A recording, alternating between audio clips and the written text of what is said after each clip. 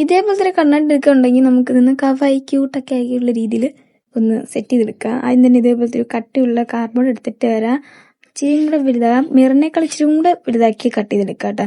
അതിനുശേഷം ഇതേപോലെ ഒരു ആ കണ്ണാടി വെച്ചതിന് ശേഷം ഞാൻ മാസ്കിൻ ടേപ്പ് വെച്ചിട്ടാണ് ഒട്ടിച്ചു കൊടുത്തിട്ടുണ്ടായിരുന്നത്. എൻ്റെ കയ്യിൽ ഈ ഗ്ലൂ ഗണ്ണൊന്നും ഇല്ല, അപ്പം ഇനി അത് വാങ്ങിക്കണം. അപ്പോൾ എന്തായാലും ഒട്ടിക്കാൻ വേണ്ടിയിട്ട് ഇതാണ് എടുത്തത്. സാധാരണ ഗ്ലൂ ഒക്കെ വെച്ച് ഒട്ടിക്കുകയാണെങ്കിൽ അധികം നിൽക്കുന്നില്ലല്ലോ. മാസ്കിൻ ടേപ്പ് ഞാൻ എന്തായാലും തൽക്കാലത്തേക്ക് ഇതിൽ വെച്ച് ഒട്ടിക്കണമല്ലോ, അതിന് വേണ്ടിയിട്ടാണ് ഞാൻ ഈ ഒരു മാസ്കിൻ ടേപ്പ് ചെയ്തത്. പിന്നെ നമ്മൾ ആദ്യം കണ്ട പേപ്പർ ഇതേപോലെ നിന്ന് ഒട്ടിച്ചു കൊടുക്കുക.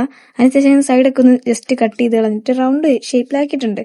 പിന്നെ വേറൊരു കാര്യം പറയുന്നുണ്ട്, ഞാൻ അതിൻ്റെ അകത്ത് ജസ്റ്റ് പിങ്ക് കളർ വെച്ച് കുറേ ലൈൻസ് ഒക്കെ വരച്ചു കൊടുത്തിട്ടുണ്ടായിരുന്നു. അതിൻ്റെ ആ വീഡിയോ ഡിലീറ്റ് ആയിപ്പോയി.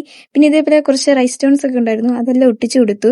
ഫൈനൽ ലുക്ക് എന്ന് പറയുന്നത് ഇതാണ്. നമ്മൾ ഫേസ് റിവീലും കാര്യങ്ങളൊന്നും ചെയ്തിട്ടില്ലല്ലോ, അതുകൊണ്ടാണ് ഞാൻ ഇതുപോലെ ചരിച്ച് വെച്ച് കാണിക്കുന്നത്.